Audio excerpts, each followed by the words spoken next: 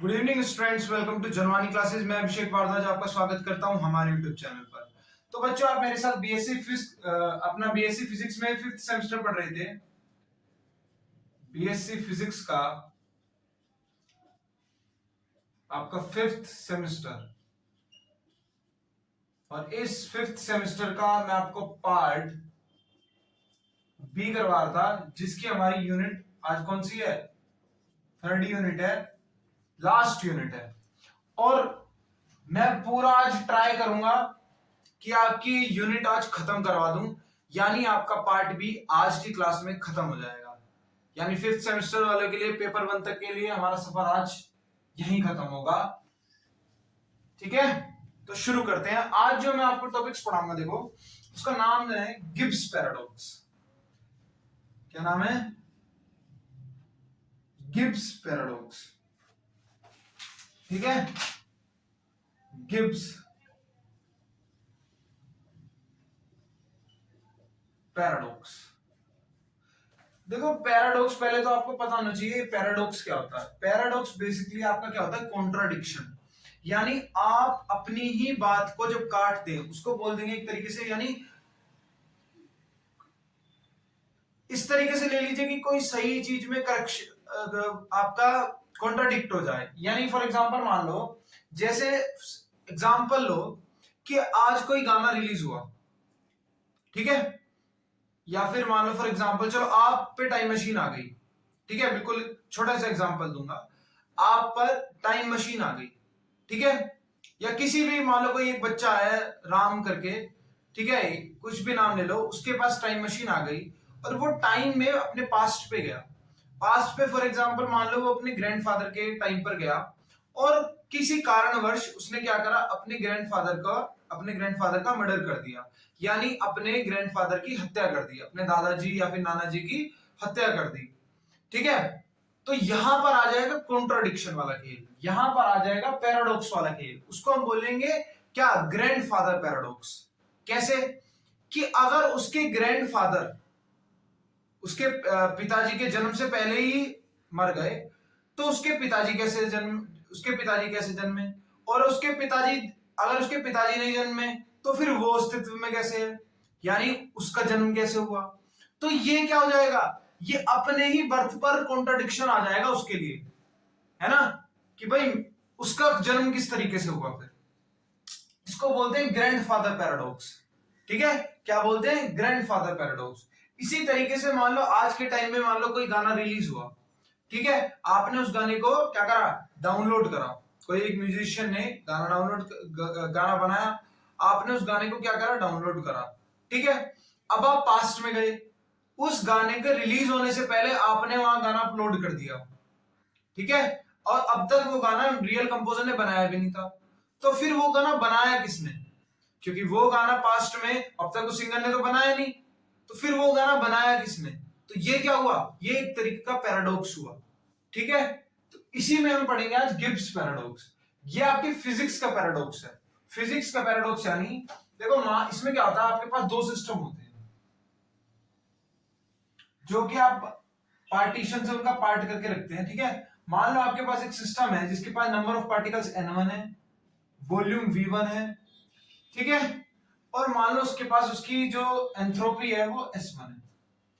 ठीक है, दूसरा सिस्टम है आपके पास, उसके पास क्या है? उसके पास आपके n2 नंबर ऑफ पार्टिकल्स है, v2 उसका वॉल्यूम है, और मान लो उसकी जो एंथ्रोपी आ रही है वो s2 आ रही है। ठीक है, तो जब मैं ये पार्टीशन मिटा दूंगा, जब ये पार्टीशन में हटा दूंगा, तो क्या होगा? इस पार्टीशन के हटाते ही ये दोनों अलग अलग गैसेस, मॉलिक्यूल्स क्या होंगे? आपस में मिक्स हो जाएंगे। तो नो कॉमन सेंस मेरा क्या बोलता है कि जब भी मैं इनको मिलाऊंगा तो जो मेरे पास रिजल्टेंट एंथ्रोपी आएगी वो क्या आएगी भाई? S1 plus S2, S1 plus S2।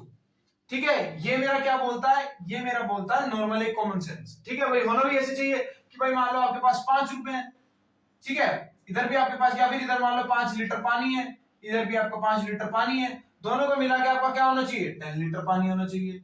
ठीक है, या फिर मान लो कि भाई इसके पास क्या,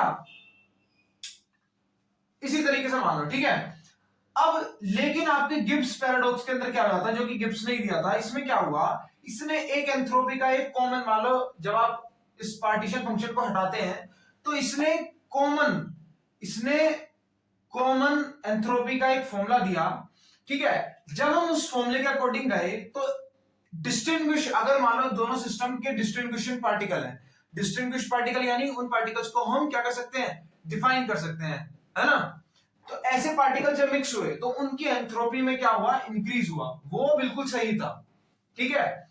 लेकिन जब डिस्टिंग्विशेबल पार्टिकल आए तो उनकी भी एनर्जी में इंक्रीज हुआ, लेकिन जब भी डिस्टिंग्विशेबल पार्टिकल आपस में मिलते हैं तो उनकी एंथ्रोपी जो आती है वो इस तरीके से आती है, ठीक है। यानी उसके पास गिब्स पैराडॉक्स के अंदर क्या हुआ, उसके पास एक कांस्टेंट एक्स्ट्रा बनकर आ रहा था, उसके पास एक कांस्टेंट एक्स्ट्रा बनकर आ रहा था, इसी को हमने गिब्स पैराडॉक्स बोला, जो कॉन्ट्राडिक्ट करवा रहा था बार बार, इसी को हमने क्या बोला, गिब्स पैराडॉक्स बोला। और इसी का हम रिमूवल किस तरीके से करेंगे ये भी मैं आपको बताऊंगा, यानी बाद में गिब्स ने ही अपने पैराडॉक्स को सही कर दिया था इस कांस्टेंट को हटाकर, समझे। चलो शुरू करते हैं।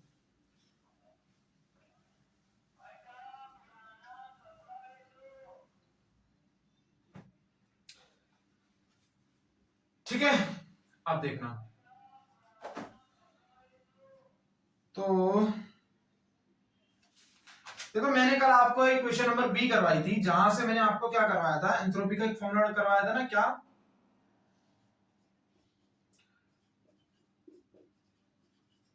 फॉर्मूला करवाया था, S equals to K N log z plus 3/2 n k, यही करवाया था, यही मैंने फॉर्मूला आपको करवाया था, ठीक है।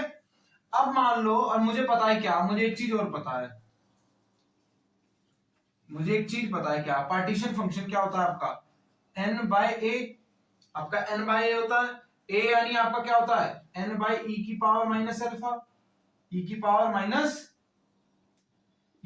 माइनस अल्फा, ये चीज हमको अच्छे से पता है, यहां तक तो किसी को कोई डाउट होगा नहीं, ठीक है। और हमें एक चीज और पता है क्या, कि आपका e की पावर अल्फा क्या होता है, ठीक है। हमें एक चीज और पता है, e की पावर अल्फा आपका क्या होता है, v बाय n, इसकी वैल्यू मैं आपको निकालवा चुका हूं, v by n 2 pi m K T by h square power 3/2, ये मैं आपको करवा चुका हूं, ये आपको याद भी होनी चाहिए, ठीक है।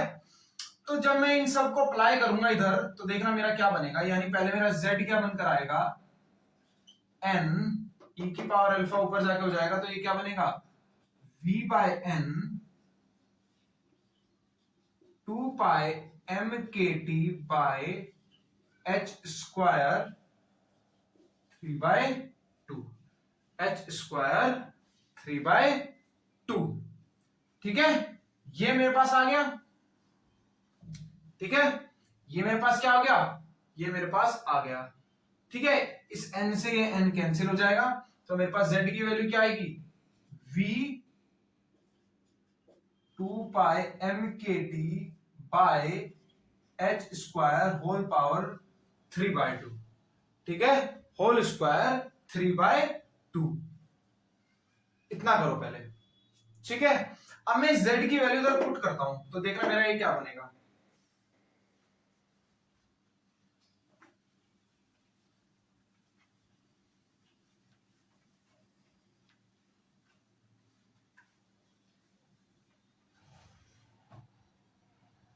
ठीक है। तो मेरे पास क्या था, s equals to K N log z plus 3/2 n के। अब मैं यहां पर पुट करता हूं के एन log, पुट करो log v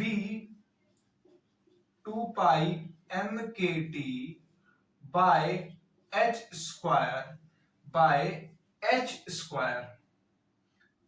square whole power 3/2 plus 3/2 n K plus 3/2 n के। तो यहां तक तो कोई डाउट नहीं होगा, चाहो तो आप n के दोनों में से कॉमन भी ले लो, तो n के अगर मैंने कॉमन ले लिया तो अंदर क्या बचेगा मेरा 3/2, अंदर क्या बचेगा 3/2 प्लस प्लस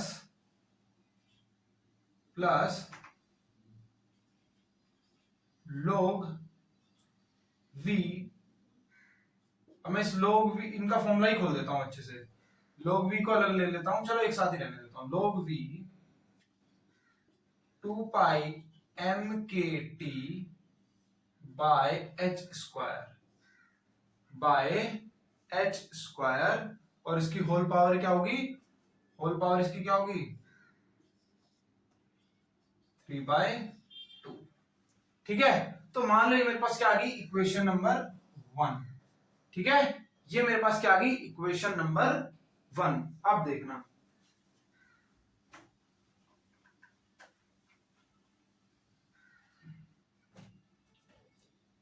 ठीक है, इक्वेशन नंबर 1। अब देखो, मान लो मैं ले रहा हूं क्या, मैं ले रहा हूं दो अलग अलग टाइप के, क्या दो अलग अलग टाइप के सिस्टम्स ले रहा हूं, कैसे, ठीक है, मान लो मैं क्या ले रहा हूं, दो अलग अलग टाइप के सिस्टम ले रहा हूं। when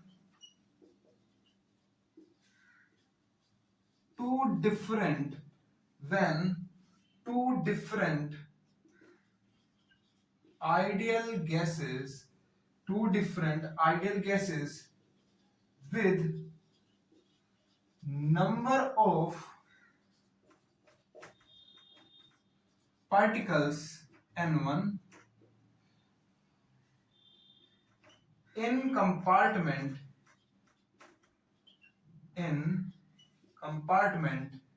A of volume V1 and N2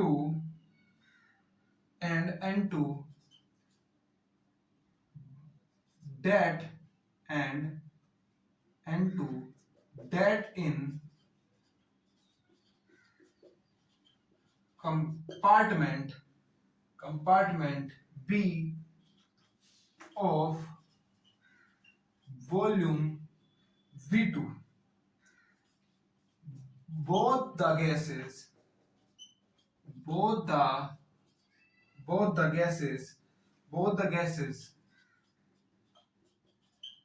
are in the same pressure and volume, same pressure and temperature, volume तो अलग अलग लिया है ना, and temperature, and are separated by the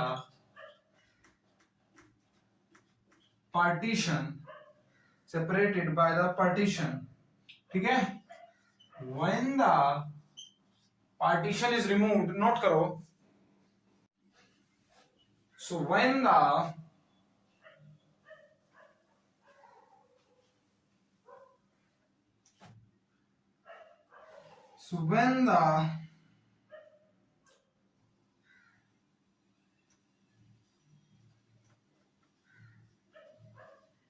the partition is removed and gases to mix in a volume V equals to V1 plus V2 at the same temperature and at the same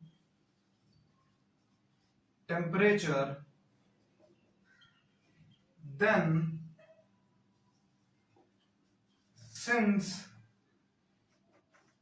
the process is irreversible,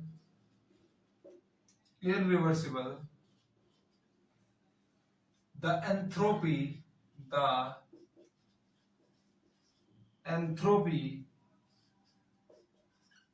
of the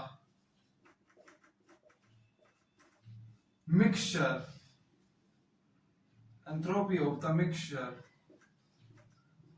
should be greater than the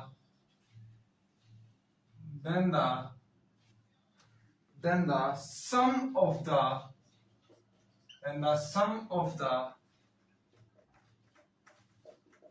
entropy before mixing। तो ये case किसके लिए था? ये indistinguishable particle के लिए था, different ideal gases के लिए था, ठीक है? या फिर यहां पर लिख दो इंडिस्टिंग्विशेबल, ठीक है? तो क्या होगा कि आपका जो मिक्सचर का एंथ्रोपी आएगी वो बड़ी आएगी दोनों के सम से, ठीक है? वो आपकी बड़ी आएगी। लेकिन अगर मैं ले लूं क्या, अगर मैं ले लूं इंडिस्टिंग्विशेबल पार्टिकल, तब क्या होगा?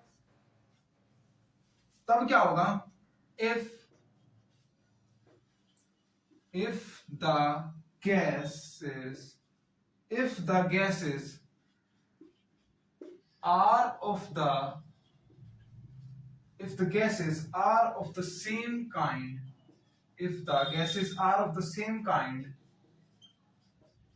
the change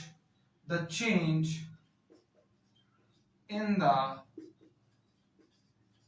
entropy on mixing should be zero। कैसा होना चाहिए? जीरो होना चाहिए। जीरो कब होगा? जब आपकी एंथ्रोपी क्या होगी? जब आपकी मान लो ए वाले की एंथ्रोपी बी वाले के बराबर होगी, तभी तो जीरो हो सकता है। तभी तो जब आप क्या करोगे, जब आप टोटल एंथ्रोपी निकालोगे वो जीरो आएगी, है ना? यानी ऐसे वाले की एसबी के बराबर आएगी। अगर मान लो मैं फॉर्मूला अप्लाई करके ऐसे निकालने लग जाऊं तो मेरा ऐसे क्या आएगा? 3/2 प्लस log क्या फॉर्मूला था? प्लस log, अरे फॉर्मूला क्या बना था मेरा? प्लस log, रफ कर दिया मैंने, n के तो बाहर आ गया था मेरा, 3/2 अंदर था, plus log v plus log v, ऐसे तो कुछ था ना बच्चों, 2 mkt by h square power 3/2, यही था मेरे हिसाब से, तो यही था मेरे हिसाब से, यही था, है ना? तो जब मैं ऐसे लूंगा तो यहां मेरा क्या आ जाएगा? v आ जाएगा, यहां मेरा आ जाएगा na, और ये मेरा होगा k,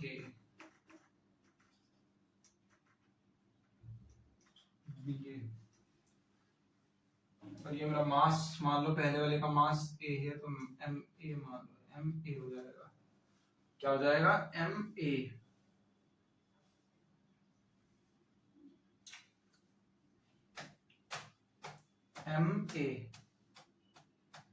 ठीक है? जब मेरी ये वाली कंडीशन होगी तब मान लो मैं टोटल वो निकाल रहा था कुछ ऐसे प्लस एस बी करके, तो मेरी क्या आनी चाहिए? 2 ऐसे आनी चाहिए, भैया आनी चाहिए ना, 2 ऐसे आनी चाहिए। तो यानी मेरी टोटल एंथ्रोपी क्या आएगी? अगर मैं टोटल एंथ्रोपी निकालूंगा वो क्या आएगी?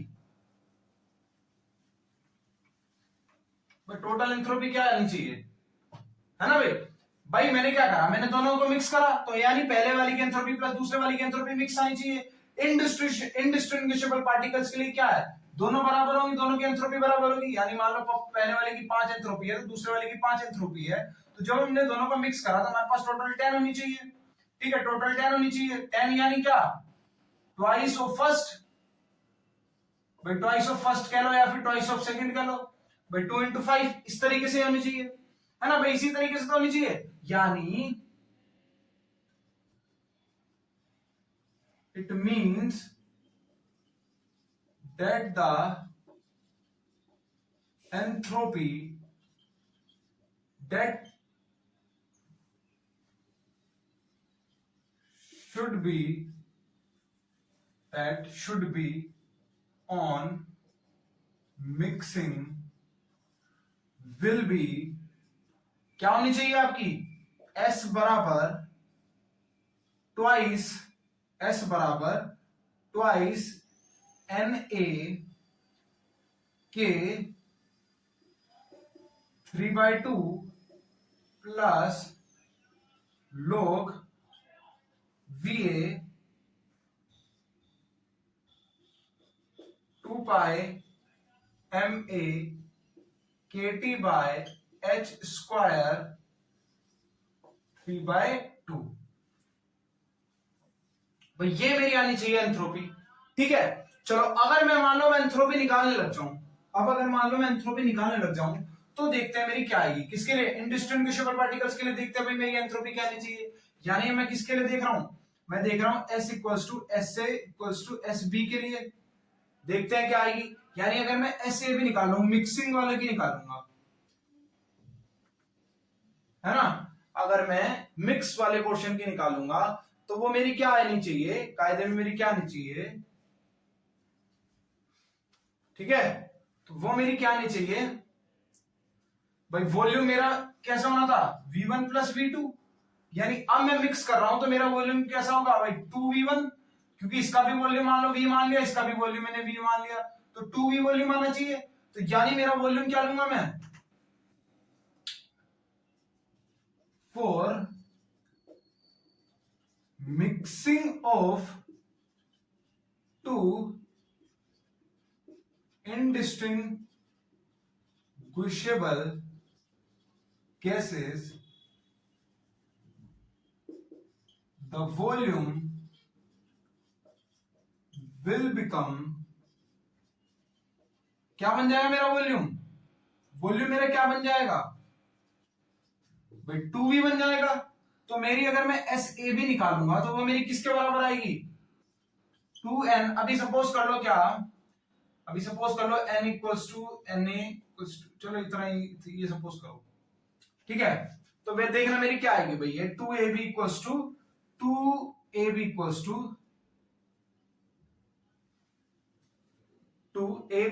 टू अब देखना, ठीक है। अब इंडिस्टिंग्विशेबल पार्टिकल्स हैं, यानी मान लो, यानी क्या होगा, नंबर ऑफ पार्टिकल जितने ए में होंगे उतने ही बी में होंगे, है ना, यही तो होगा, जितने ए में होंगे उतने बी में ही होंगे। ठीक है भाई, जितना वॉल्यूम ए का होगा उतना ही बी का होगा, यानी ये तो ट्वाइस हो जाएगा, ट्वाइस हो जाएगा। एन ए मान लो, चाहे एन ए मान लो के 3/2 प्लस लोग, और वॉल्यूम भी कैसा हो जाएगा भाई, ए का प्लस बी का, यानी 2V होना चाहिए, 2VA होना चाहिए, बाकी तो सब सेम रहेगा, 2πMA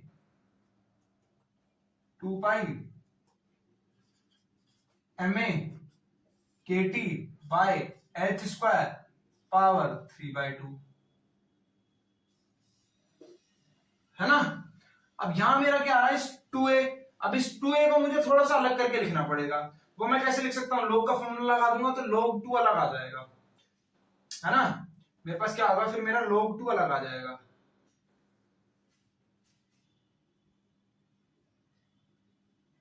log 2 को मैं अलग लिख सकता हूं, और साथ में nk की मल्टीप्लाई करनी पड़ेगी मुझे, है ना। तो देखते हैं मेरा क्या आएगा फिर निकल कर, पहले इतना नोट करो फटाफट से।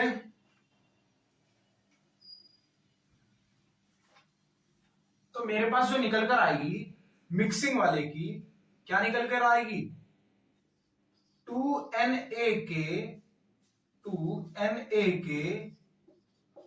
3/2 plus log VA 2πMA KT by H square power 3/2, और निकल के साथ में क्या आएगा, साथ में क्या निकल कर आएगा, साथ में मेरे पास क्या निकल कर आएगा, log 2 का मैं अलग ले लूंगा ना, log 2 का मैं अलग ले लूंगा। सो ये मेरा निकल के आएगा क्या, log 2 log 2 log 2, एक सेकेंड, इस पूरे की पावर 1/2 है या सिर्फ इतने की पावर 1/2 होती है? मैंने यही तो गड़बड़ कर रहा हूँ, मैं तब से सोच रहा हूँ बच्चों, पावर खाली इतनी 1/2 होती है। फॉर्मूला हल्का सा मैंने गलत लिख दिया, ये ब्रैकेट का मिस्टेक हो गई, सिर्फ ये 1/2 होगी, ये उसमें नहीं होगा रूट में, ठीक है, सिर्फ इतना 1/2 होगा। तब से वही मुझे कंफ्यूजन हो रही थी, बार बार मैं मिस्टेक कहां कर रहा हूँ। ठीक है, सिर्फ इतने के ऊपर पावर 3/2 है, ठीक है, सिर्फ इतने के ऊपर पावर 3/2 है, ठीक है। तो हल्का चेंज कर लेना कि ये VH होता आपका उसके अंदर नहीं है, तो सिर्फ log 2 बाहर आएगा, और आपका NK भी इससे मल्टीप्लाई करेगा तो log 2 और साथ में NK। तो अब आप देखो, जो आपकी पहले एंथ्रोपी आ रही थी दोनों की मिक्स करके, आनी क्या चाहिए थी, आनी तो आपकी कोई कुछ ऐसे चाहिए थी भाई, अभी जो मैंने रफ करा था उसी को देखना। आनी कैसी चाहिए थी, आनी आपकी चाहिए थी ये 2 पाई MA/KT/H² पावर 3/2। आनी क्या चाहिए थी, आनी चाहिए थी ये, यानी सिर्फ इतनी आनी चाहिए थी, लेकिन आ कितनी रही है, ये पोर्शन एक्स्ट्रा आ रहा है।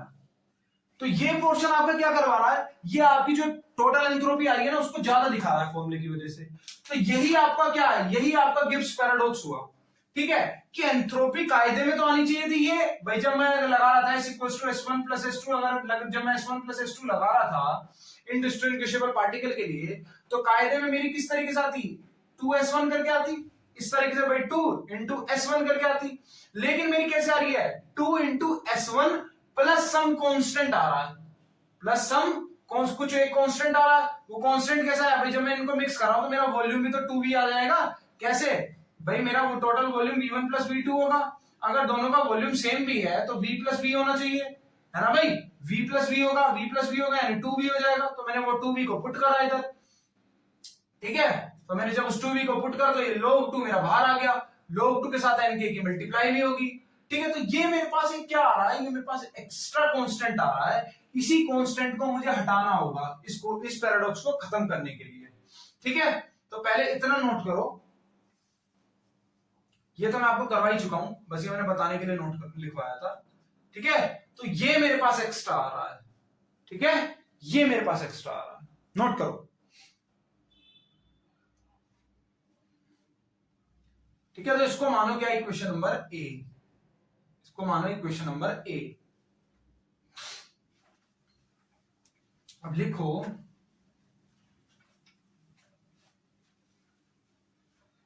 क्या if equation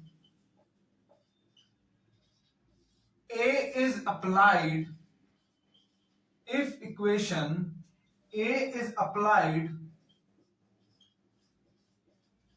to the process, then for mixing of two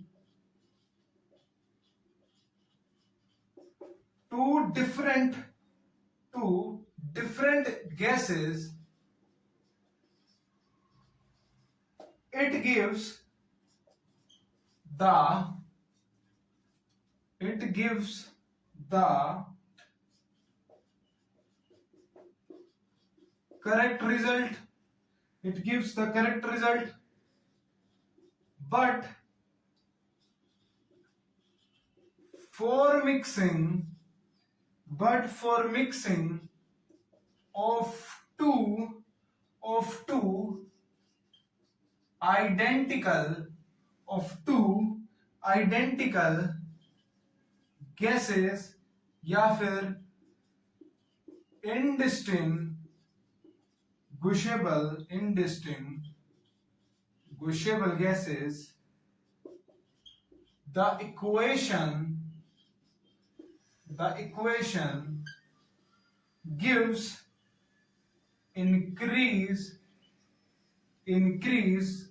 in entropy. Increase in entropy. This is in contradiction. This is in contradiction. This contradiction or conclusion drawn from this equation is called Gibbs paradox. Is called Gibbs paradox. तो यही जो extra निकल कर आया था ना, यही आपका क्या है, गिब्स पैराडॉक्स है।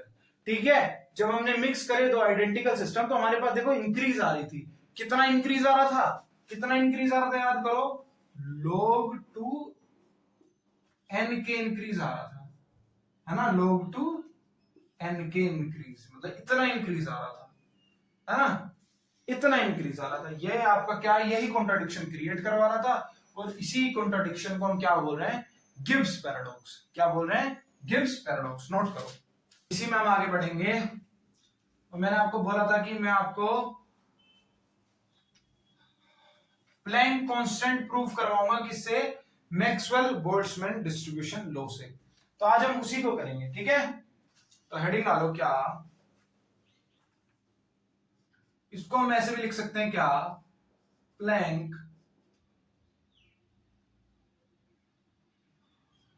Planks distribution law. Planck's distribution law. तो प्लैंक का डिस्ट्रीब्यूशन लॉ बेसिकली किस लिए था, ब्लैक बॉडीज के लिए था, ब्लैक बॉडी रेडिएशंस के लिए था। ब्लैक बॉडी आपकी क्या बॉडी, किस बॉडी को हम ब्लैक बॉडी बोलते हैं, ऐसी बॉडी जो हर टाइप की रेडिएशन को, हर टाइप की रेडिएशन यानी हर टाइप की एनर्जी को एब्जॉर्ब कर ले, चाहे वो विजिबल एनर्जी हो, चाहे वो अल्ट्रावायलेट एनर्जी हो, चाहे वो इंफ्रारेड एनर्जी हो, ठीक है, चाहे वो माइक्रोवेव एनर्जी हो, चाहे वो रेडियो एनर्जी हो, हर टाइप की एनर्जी को वो क्या कर ले, एब्जॉर्ब कर ले। लेकिन उस बॉडी की एक खास बात और होती है कि अगर हमने उस बॉडी को एक बार हीट करना शुरू करा, एक बार अगर हमने उस बॉडी को हीट करना शुरू करा तो क्या होगा, वो बॉडी सारे टाइप की एनर्जी को रिलीज करती है। चाहे वो आपका विजिबल रे हो उसको भी रिलीज करेगी, चाहे आपका अल्ट्रावायलेट रेज हो उसको भी रिलीज करेगी, चाहे आपका इंफ्रारेड एनर्जी हो, हर टाइप की एनर्जी को वो क्या करेगी, रिलीज करेगी। ये आपकी क्या होती है, ब्लैक बॉडीज होती है। तो उसी को लेकर आपका प्लैंक ने एक डिस्ट्रीब्यूट किया, ब्लैक बॉडी के बारे में आपको अच्छे से पता होगा, ठीक है। तो उसी को लेकर आपका प्लैंक ने एक डिस्ट्रीब्यूशन लॉ दिया था, जो हम प्रूफ करेंगे किससे, मैक्सवेल बोल्ट्जमैन डिस्ट्रीब्यूशन लॉ से। प्लैंक ने भी उसी की हेल्प ली थी, ठीक है। चलो करते हैं, पहले उसकी स्टेटमेंट अगर मैं आपको लिखवाऊं तो स्टेटमेंट क्या देगा, प्रूफ करने से पहले इस लॉ की स्टेटमेंट लिख लो।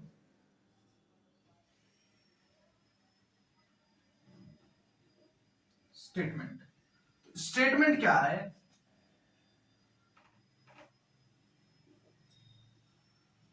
according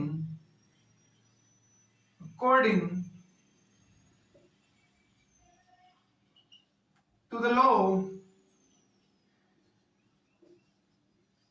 of radiation, of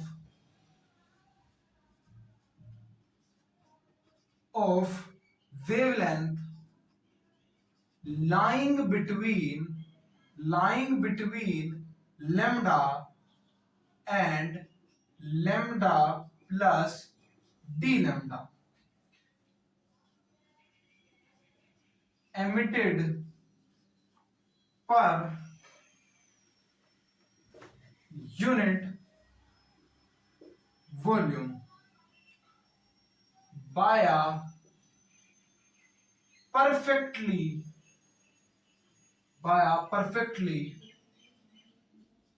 black body by a perfectly black body at temperature T is given by is given by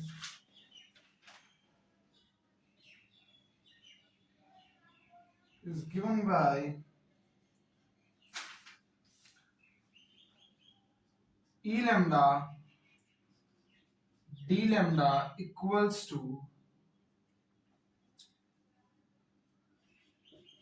8 pi hc by lambda to the power 5 d lambda by e की power hc by lambda kt by, बड़ा बड़ा लिख देता हूं, e की power hc by lambda kt minus 1। ये आपका Planck constant ने हमको दिया है। तो अब हम क्या करेंगे, इसका डिडक्शन करेंगे। ठीक है, अब हम क्या करेंगे, इसका डिडक्शन करेंगे। ठीक है, तो शुरू करें, नोट करो।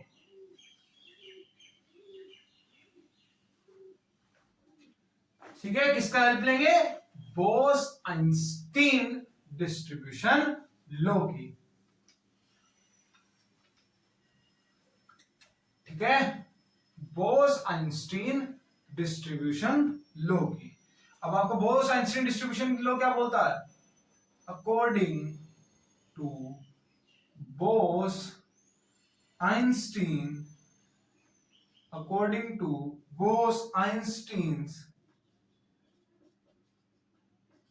Distribution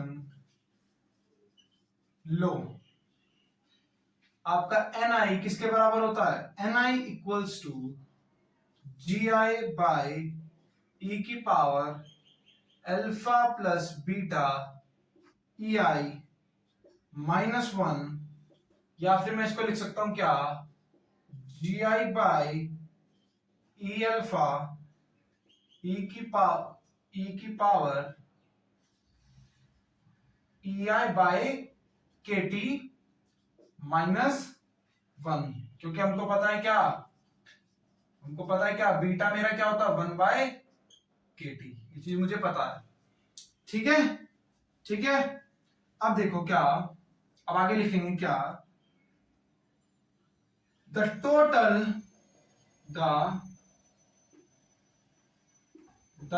total number of photons, देखो क्या होता है, ब्लैक बॉडी रेडिएशन भी आपकी फोटोन से ही बनती है। ठीक है, ब्लैक बॉडी रेडिएशन भी आपकी फोटोन से ही बनती है। अब हमने क्यों चूज करा बोस-आइंस्टीन ही, पहले उसके पीछे का रीजन सुन लो। चलो देखो, बोस-आइंस्टीन किसके बारे में बात करती है, बोसोन्स के बारे में बात करती है। कौन से पार्टिकल्स के बारे में बात करती है, बोसोन्स के बारे में बात करती है। बोसोन्स यानी आपके फोटॉन्स। ठीक है, तो ये फोटॉन्स के बारे में बात करती है, और ब्लैक बॉडी रेडिएशन भी आपकी जो रेडिएशन एमिट करती है ना, वो फोटॉन्स की फॉर्म में करती है। ठीक है, तो ये दोनों एक दूसरे को काफी हद तक ओबे कर रहे हैं। ठीक है, यानी मैं एक तरीके से कहूं तो प्लैंक का जो आपका लॉ है, ये आपका बोस-आइंस्टीन को ओबे कर रहा है। किसकी हेल्प से, क्योंकि ये इसमें भी फोटॉन्स का रोल है। ठीक है, फोटॉन्स आपके क्या होते हैं, जो पॉली एक्सक्लूजन प्रिंसिपल को फॉलो करे, जिनकी जो स्पिन हो वो आपकी h/2 की स्पिन हो, है ना, यही आपका क्या होता है, फोटॉन्स होते हैं। ठीक है, इनडिस्टिंग्विशेबल पार्टिकल्स होते हैं। ठीक है, so the total number of photons may be completely absorbed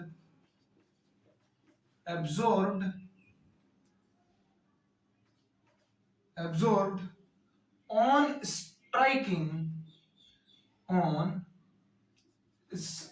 striking the wall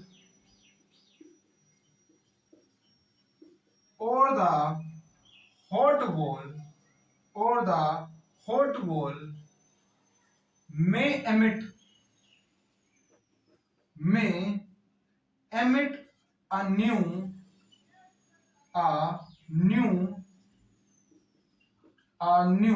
photon of energy h mu,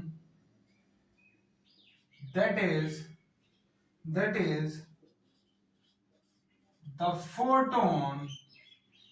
photons may be created or destroyed. In other words,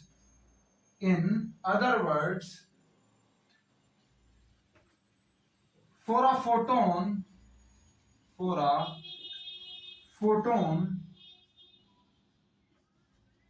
gas system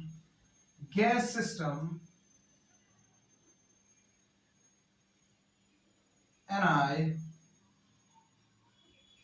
आपको पता है ये आपकी zero हो जाती है, तो ये आपकी क्या होगी, इज नो लॉन्गर वैलिड। अब ये वैलिड नहीं होगी, क्यों? क्योंकि भाई हमने यहाँ पर क्या देखा, ब्लैक बॉडी की उसमें क्या देखा कि वो गर्म वॉल से टकरा रहे हैं, एमिट हो रहे हैं और नई फोटोन की एनर्जी को क्रिएट कर रहे हैं। अब जब फोटोन क्रिएट हो रहे हैं, इसका मतलब वो क्रिएट भी हो सकते हैं, वो डिस्ट्रॉय भी हो सकते हैं। अब जब वो क्रिएट भी हो सकते हैं तो और क्रिएट भी हो सकते हैं, डिस्ट्रॉय भी हो सकते हैं, तो ये जो आपका फंडामेंटल प्रिंसिपल था ना फर्स्ट वाला, ये आपका इसको वैलिड नहीं होगा। इसके लिए क्या नहीं होगा, वैलिड नहीं होगा, is not valid, is no longer valid, is no longer valid। ठीक है, hence क्या हो जाएगा आपका, del n equals to del ni is not equals to 0। ठीक है, इसका मतलब क्या होगा आपका, ये 0 के बराबर नहीं होगा। ठीक है, नोट करो।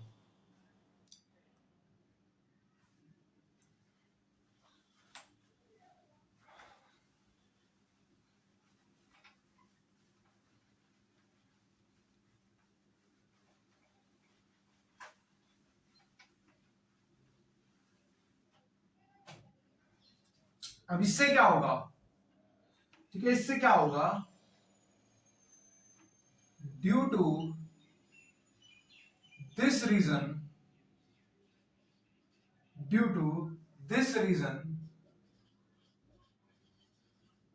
the value of alpha is equal to 0। अब ये क्यों हुआ, क्योंकि भाई जब वो 0 के इक्वल नहीं है तो आपका अल्फा भी क्या हो जाएगा, आपका अल्फा 0 के इक्वल हो जाएगा, क्योंकि इंडिपेंडेंसी मेंटेन करने के लिए लगाते थे हम तो अल्फा आपका 0 के इक्वल हो जाएगा। ठीक है, इन द बोस-आइंस्टीन डिस्ट्रीब्यूशन लो, तो जो आपकी इक्वेशन है वो क्या बन जाएगी, अब अल्फा 0 होने से ni equals to gi by e की power ei by kt minus 1, क्योंकि आपका अल्फा क्या है, 0 के बराबर आ गया है। अल्फा किसके बराबर आ गया है, 0 के बराबर आ गया है। ठीक है, अब मैं इसको हल्का सा चेंज करूंगा, कैसे, the number of photons having energy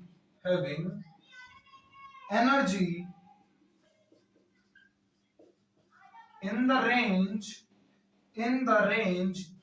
E and E plus dE is given by, अब आप किस तरीके से लिख सकते हो भाई, नंबर ऑफ फोटोन जिनकी एनर्जी E और E प्लस डी के बीच में है, उनको आप किस तरीके से लिख सकते हो, NE dE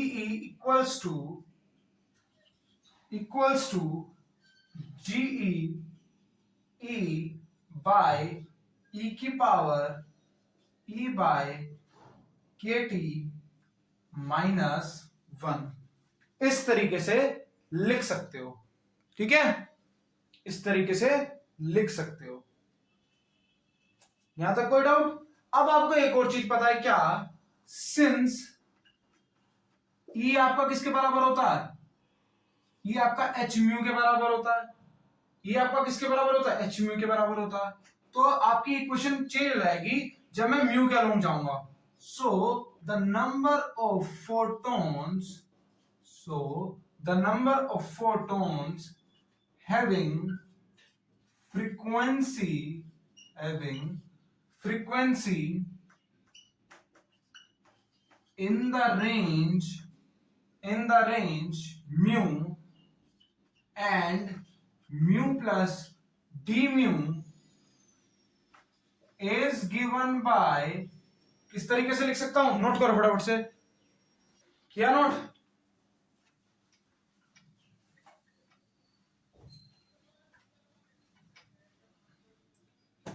is given by n mu d mu बराबर g mu d mu by e की power h mu by kt minus 1, ठीक है, ये आपका आंसर आ जाएगा। ठीक है, अभी के लिए आपकी एक क्वेश्चन आ गई है। ठीक है, अब मुझे एक चीज पता है क्या? नाउ अब मुझे इसकी वैल्यू निकालनी है, तो मुझे एक चीज पता है क्या? The number of phase, the number of phase space shell corresponding, भाई मैं आपकी वैल्यू निकलवा चुका हूं एक बार, जब हमने पोटेंशियल के फॉर्म में करा था जीपी, अभी इससे शायद पहले वाले लेक्चर या इससे पहले वाले लेक्चर में करा था हमने ये चीज। क्या?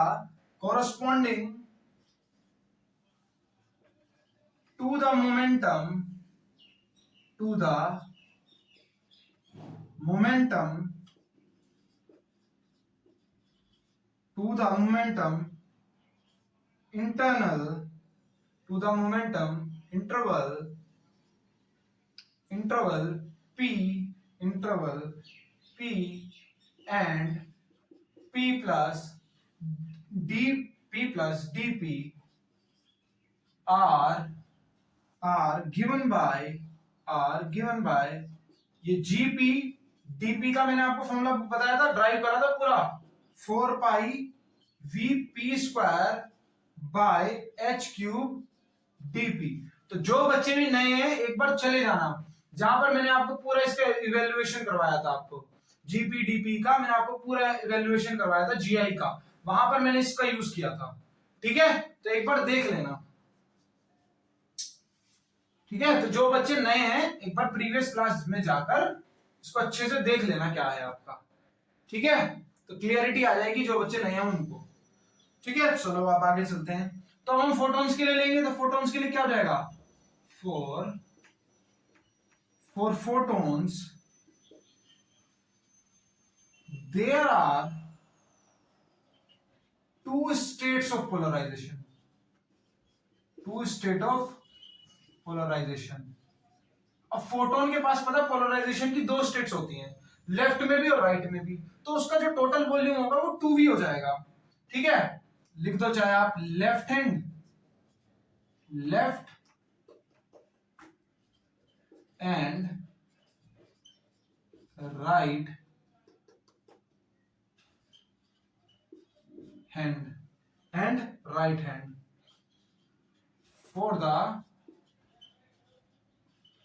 for the radiation, for the radiation। ठीक है, for the radiation। तो आपका क्या हो जाएगा? जीपी डीपी, यहां पर आपका 2v आ जाएगा, 4 पाई 2v p square by h की पावर 3 dp, या फिर 4 टू जा 8 pi v p square h की पावर 3 dp, h की पावर 3 डी पी। ठीक है, ये आपका क्या आ जाएगा, तो ये आपका क्या आ जाएगा, जीपी डीपी की वैल्यू आ जाएगी फॉर फोटॉन्स। ठीक है, अभी हमको क्या करना है, इसको मोमेंटा से भी हमको फ्रीक्वेंसी में भी लेके जाना है, वो भी लेके जाएंगे, पहले इतना नोट करो।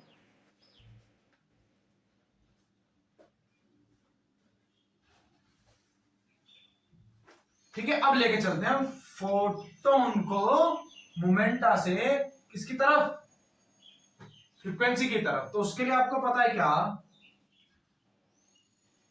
मोमेंटम ऑफ फोटोन किसके बराबर होता है, P equals to H mu by C K, H mu by C के।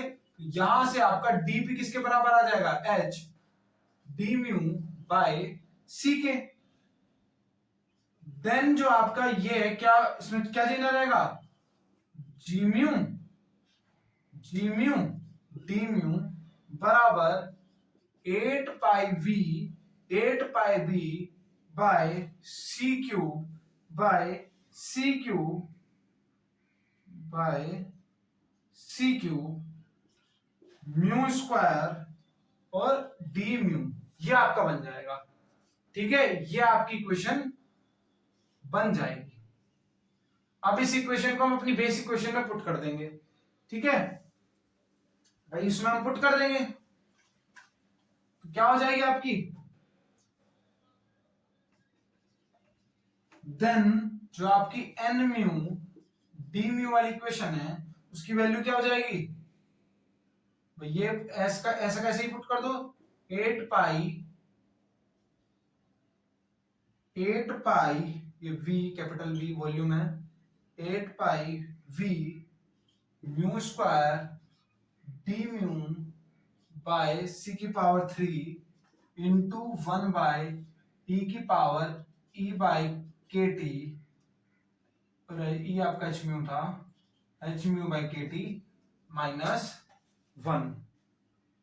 ठीक है, यहां तक किसी को कोई डाउट। ठीक है, अब आगे इसके लिखेंगे क्या, since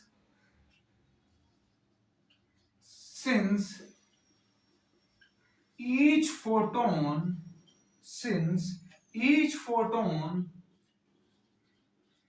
has energy h mu, each photon has energy h mu, the energy density e mu d mu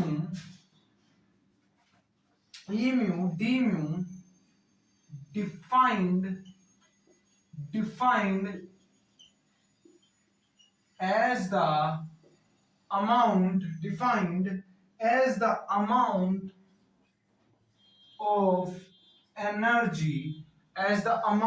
of energy per unit volume lying between frequency range mu and mu plus d mu। ठीक है, और इसको हम किस तरीके से लिखेंगे, note करो।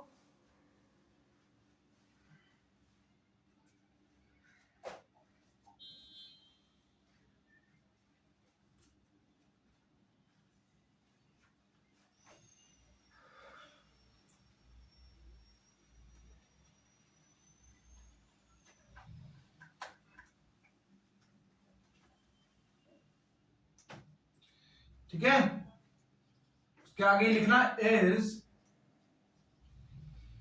Given by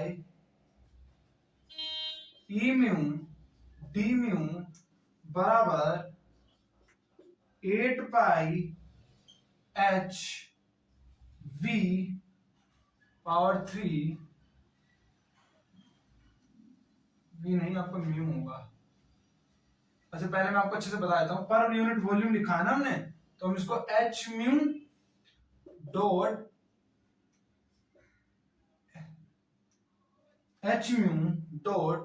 N mu D mu by total volume v से डिवाइड कर देंगे। तो जो हमारी इक्वेशन है, अब यहाँ पर एनवी डीवी की वैल्यू जब हम पुट करेंगे तो हमारी इसकी वैल्यू क्या आएगी, ई म्यू डी म्यू की हमारी वैल्यू जो निकल कर आएगी वो क्या आएगी, 8 पाई एच म्यू की power 3 D mu by C power 3 into 1 by E की power H mu by K T minus 1। ठीक है, माइनस 1। ये आपकी क्या आ जाएगी, above equation represents Planck's radiation law for black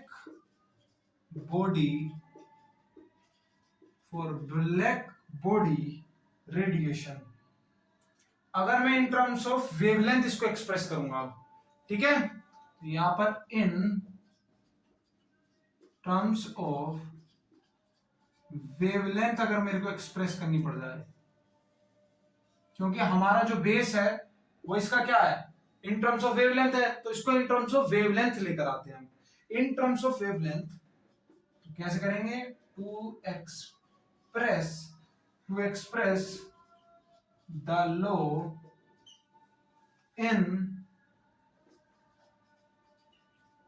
terms of wavelength, substituting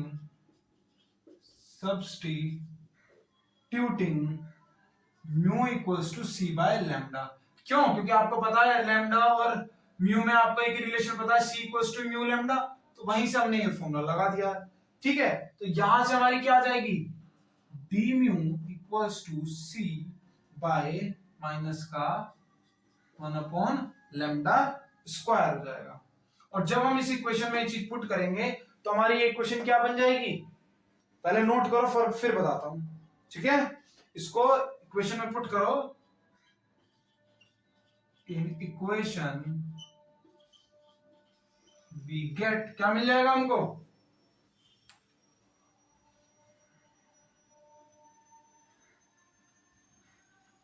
तो हमको क्या मिलेगा अब देखना,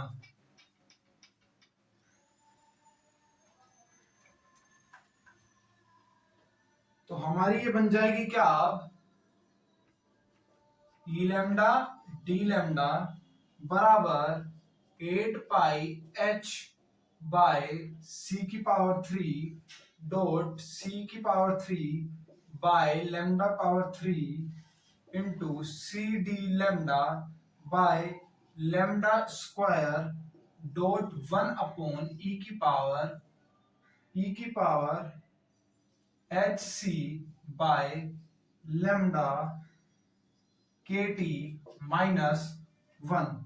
तो आपका ये ई लैम्डा डी लैम्डा किसके बराबर आ जाएगा, 8 pi H C by lambda की power 5 by lambda power 5 D lambda by E power H C by lambda K T minus 1।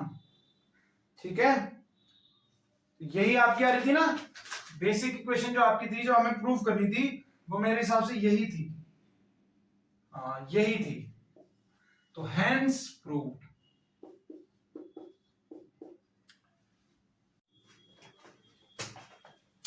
ठीक है स्टूडेंट्स, तो अब उसके बाद आई होप आपको पूरा प्लैंक कांस्टेंट वाला समझ में आ गया होगा। ठीक है, अब हम अपना लास्ट टॉपिक, अपने पूरे सेमेस्टर का लास्ट टॉपिक हम करेंगे फर्मी एनर्जी। तो मैं सारे इंपॉर्टेंट ऑलमोस्ट टॉपिक करवा चुका हूं, छोटे छोटे टॉपिक्स भी करवा चुका हूं। इन केस पूरी बुक में part A plus part B मिलाकर कोई भी ऐसा टॉपिक है जो आपको नहीं समझ में आता है या बाय चांस इजी नहीं था तो मैंने इस वजह से छुड़वा दिया हो, ठीक है, या फिर आपका एक्स्ट्रा इस वजह से छुड़वा दिया हो, या आपको कुछ अलग से समझना हो, ऐसा कोई टॉपिक तो आप कमेंट सेक्शन में बता देना, क्योंकि मैं भी थर्ड सेमेस्टर या फर्स्ट सेमेस्टर तो पढ़ा ही रहा हूँ, तो आप वहां पर कमेंट में बता देना, नहीं तो इसी वीडियो के लास्ट में मेरे को कमेंट में बता देना, ठीक है। मैं आपको इसमें जो बचे हुए टॉपिक्स होंगे, अगर आपको चाहिए होंगे, जो भी आपको जिनमें डाउट्स होगा उनको मैं करवा दूंगा। अभी आपके पास 1 महीना है, इसलिए मैं जल्दी टॉपिक्स कंप्लीट करवा रहा हूँ, जिससे आप अच्छे से रिवीजन कर पाए, ठीक है। 5th सेमेस्टर है।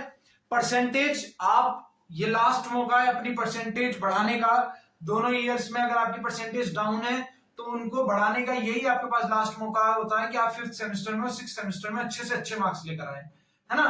तो यही आपके पास लास्ट मौका है, तो इसको अच्छे से यूटिलाइज करो, ठीक है। 1 महीना है, अच्छे से यूटिलाइज करो और अपनी परसेंटेज में इंक्रीज लेकर आओ। अगर मान लो आपकी परसेंटेज पहले से ही अच्छी है तो और अच्छी, उसे कंसिस्टेंट बना के भी रखना है ना, क्योंकि आपकी परसेंटेज काफी जगह काम आएंगी आपकी बीएससी की, ठीक है। चलो फिर आज हम अपना लास्ट टॉपिक करते हैं, क्या, फर्मी एनर्जी।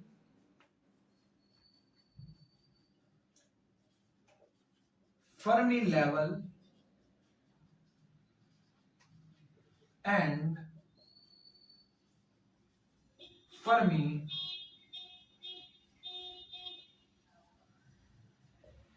एनर्जी।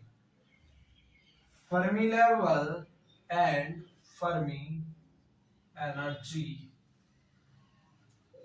ठीक है। चलो फिर फर्मी लेवल और फर्मी एनर्जी की बात करते हैं।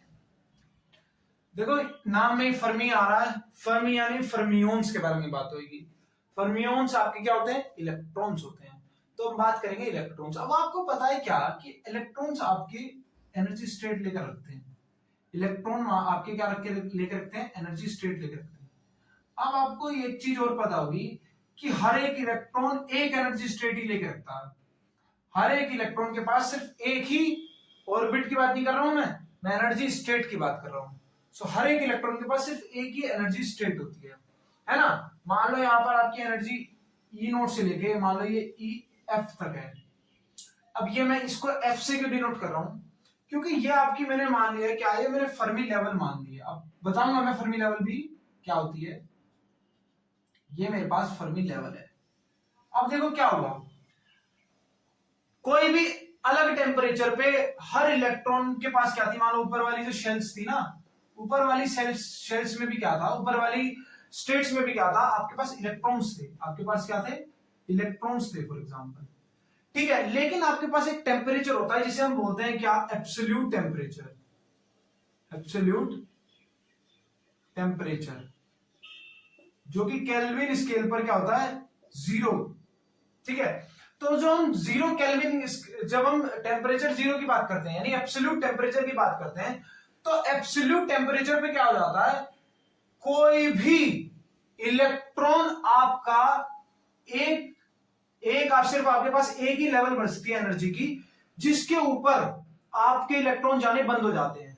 और वो जो हाईएस्ट लेवल होती है, वो जो हाईएस्ट लेवल होती है जिसके पास इलेक्ट्रॉन हो सकता है या फिर जिससे नीचे इलेक्ट्रॉन है, उसी लेवल को हम बोलते हैं Fermi level, Fermi energy level. समझे भाई, एब्सोल्यूट टेम्परेचर यानी T इक्वल्स टू 0 के पर आपके जो इलेक्ट्रॉन होते हैं वो जिस लास्ट लेवल के, जिस लास्ट एनर्जी लेवल के पास या फिर उसके नीचे होते हैं, इसी लेवल को हम बोलते हैं फर्मी लेवल।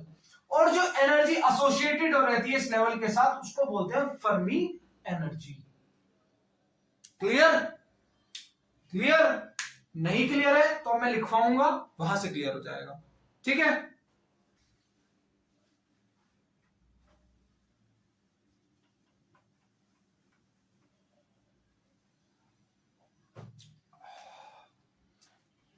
लिखवा मैं बुक की लैंग्वेज रहा हूं, क्योंकि स्टार्टिंग में मैं अपनी लैंग्वेज में लिखवाता था तो आप सभी को थोड़ी दिक्कत हो रही थी, तो मैं इसलिए बुकिश लैंग्वेज में लिखवाता हूं, ठीक है। सो डेफिनेशन पे जाएंगे हम। डेफिनेशन, डेफिनेशन आपकी क्या कहती है, the energy value up to which all the energy states are completely are completely filled by electrons filled by electrons at absolute zero, that is 0 Kelvin of temperature, and above which all the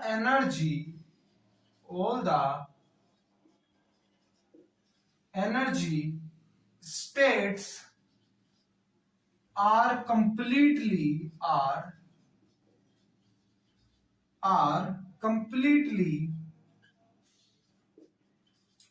empty, is known as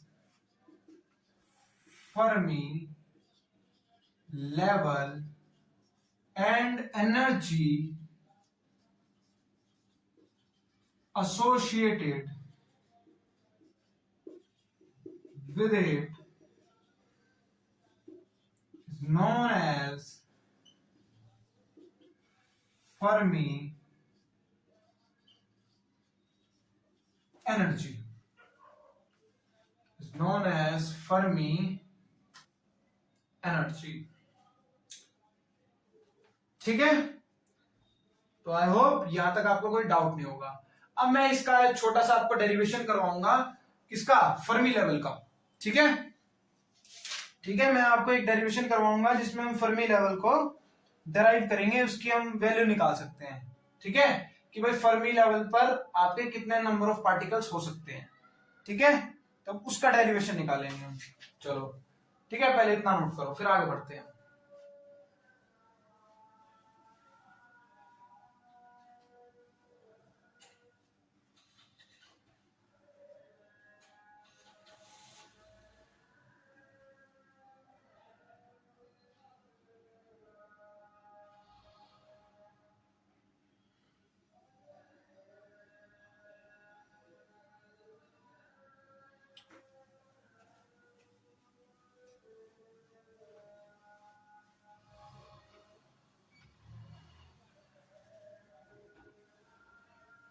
ठीक है, तो अब यहां इसमें ये भी add कर सकते हो क्या? This means that at absolute zero, all the quantum states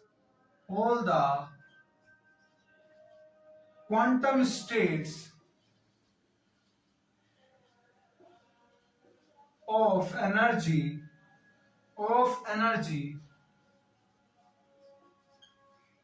more than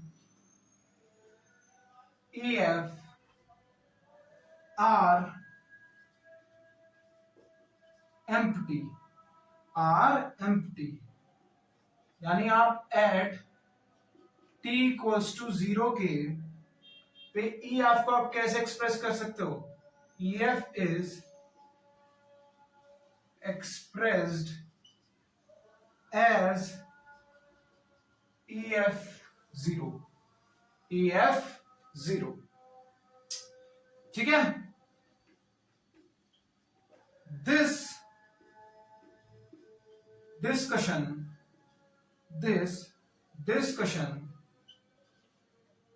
gives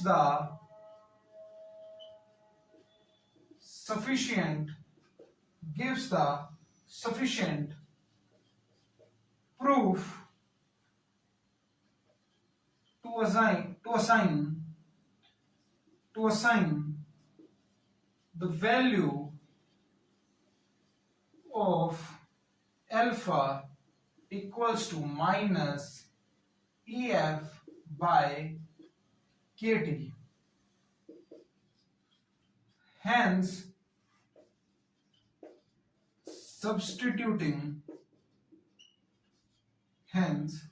substituting for alpha in equation we get any d बराबर 8 root 2 pi v by h power 3 n की पावर 3 by 2 e की power 1 by 2 de by e की power e minus ef by kt plus 1।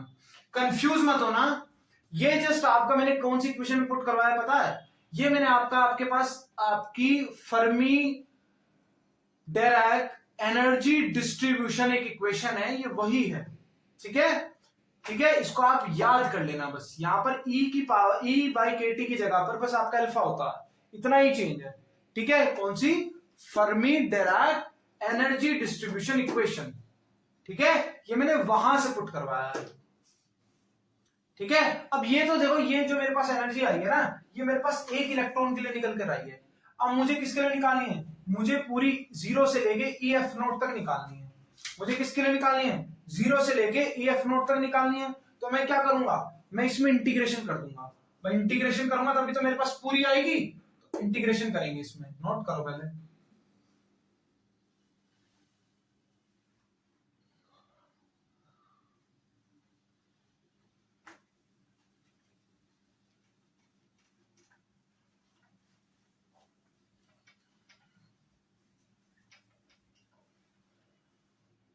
ठीक है, सो लिख दो on integrating, आपका n किसके बराबर आ जाएगा? n इक्वल्स टू, अब जीरो से ई एफ जीरो तक जाएगी, लिमिट जो है इसकी वो जीरो से ई एफ जीरो तक जाएगी। E F zero N E D N E D E. ठीक है, तो zero to E F zero, और एन ई की वैल्यू मेरे पास कितनी है? 2√2 पाई वी एम की पावर 3/2 e की पावर 1/2 de बाय h की पावर 3 e की power e minus E F by K T plus 1। ठीक है, ठीक है, मेरे पास ये है। अब देखो मैं किसके लिए ले रहा हूं, मैं ये चीज मैं absolute temperature T equals to 0 के लिए ले रहा हूं। अब T इक्वल्स टू 0 पे देखो मेरी दो कंडीशन बन सकती है। क्या भाई? T इक्वल्स टू 0 पे मेरी दो कंडीशन बन सकती है, मैंने अभी बताया। भैया आपकी टॉप मोस्ट एनर्जी लेवल है, तो इलेक्ट्रॉन यहां तो हो सकता है लेकिन इससे ऊपर नहीं होगा, या फिर कंडीशन क्या है कि इससे नीचे हो सकता है। ठीक है, तो इलेक्ट्रॉन की अगर मैं बात करूं तो आपकी इलेक्ट्रॉन कहां हो सकता है? 4e आपका स्मॉलर देन हो सकता है, या फिर बराबर हो सकता है किसके? ई एफ ओ के। ठीक है, ग्रेटर देन नहीं हो सकता। ठीक है, ग्रेटर देन नहीं हो सकता। अब अगर कम है, अगर छोटा है, अगर आप छोटा निकालोगे तो जो आप देखोगे 4 E smaller than E F O. अगर मैं इसकी बात करूं तो आपकी ई माइनस ई एफ की वैल्यू क्या आएगी? नेगेटिव आएगी। ठीक है, और हम टेम्परेचर T इक्वल्स टू 0 पे देख रहे हैं, तो T इक्वल्स टू 0 पे देख रहे हैं तो क्या होगा? क्या होगा? अगर मैं T इक्वल्स टू 0 पे देख रहा हूं तो मुझे इसकी वैल्यू बताओ भाई। E इक्वल्स टू, अब यहां पर मेरी कुछ नेगेटिव वैल्यू आएगी अपॉन T की वैल्यू क्या है? 0, और 0 बाई टी मेरा क्या हो जाता है? इंफिनिटी, नेगेटिव इंफिनिटी, और इसकी वैल्यू मेरी क्या आ जाती है? 0 आ जाती है। इसकी वैल्यू मेरी क्या आ जाती है? 0। तो जब इसकी वैल्यू 0 आ जाएगी तो क्या बचेगा? सिर्फ ये बचेगा 1, सिर्फ h क्यूब बच जाएगा नीचे फिर। ठीक है, यहां तक आई होप कोई डाउट नहीं होगा। तो नेक्स्ट स्टेप मेरा क्या होगा? नोट करो,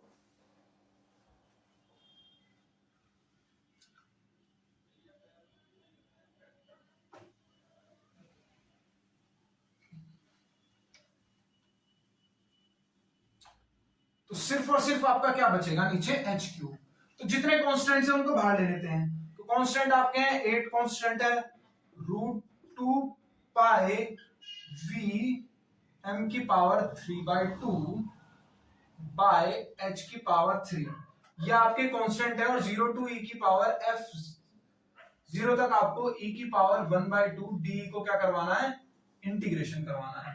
इंटीग्रेशन का फॉर्मूला मैं आपको कई बार बता चुका हूं, क्या होता है, x की पावर n का x की पावर n+1 बाय n+1। तो यहां आपको वही फॉर्मूला लगाना है। तो क्या हो जाएगा आपका 8√2 pi V M power 3/2 by h की पावर 3, और यह आपका हो जाएगा क्या 1/2 प्लस 1 1/2 प्लस 1 3/2, so 2/3 e की power 3/2 02 EFO 02 EFO। so n equals to 8√2 pi v m की पावर 3/2 बाय h की पावर 3, और ये आपका क्या हो जाएगा इनटू 2 बाय लिमिट पुट कर दो 2f0 3/2 2f0 3/2। अब इसको इधर लेके आओ, ये आपका हो जाएगा क्या, ये आपका अगर मैं EF, तो ये आपको क्या हो जाएगा अगर मैं EF0 को इधर ही छोड़ दूं, सब चीजों को इधर लेकर आऊं, तो क्या होगा मेरा हो जाएगा h की पावर 3 n 3 बाय 16 √2 पाई v m पावर 3/2 और होल पावर, हम यहाँ 3/2 था तो इधर आके 2/3 हो जाएगी। क्या हो जाएगी 2/3। और मेरे ब्रैकेट्स में से कुछ कुछ बाहर आ सकते हैं, जैसे मेरा h बाहर आ जाएगा भाई, ये 3 से 3 कैंसिल आउट हो जाएगा तो मेरा h आ जाएगा, है ना, मेरा h बाहर आ जाएगा।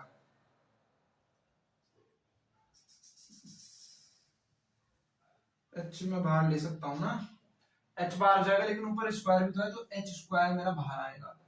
दूसरा क्या बाहर आ सकता है, 8 भी बाहर आ सकता था, मेरा 8 बाहर आ सकता था, और ये 2√2 भी बाहर आ सकता था, और उसका स्क्वायर भी हो रहा है ना, तो ये मेरा क्या बनेगा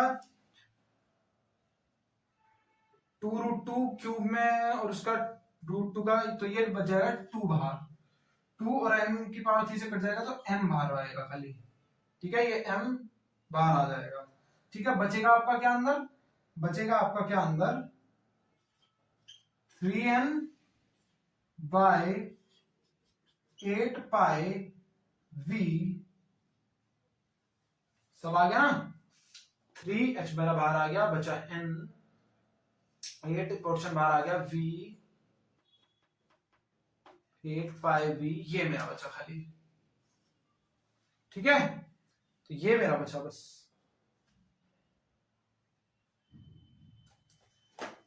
ठीक है, इसकी होल पावर क्या है 2/3।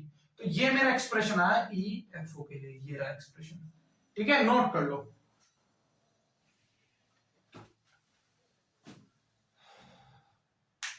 ठीक है बच्चों, तो आपका 5th सेमेस्टर आज हो गया है खत्म पूरी तरीके से।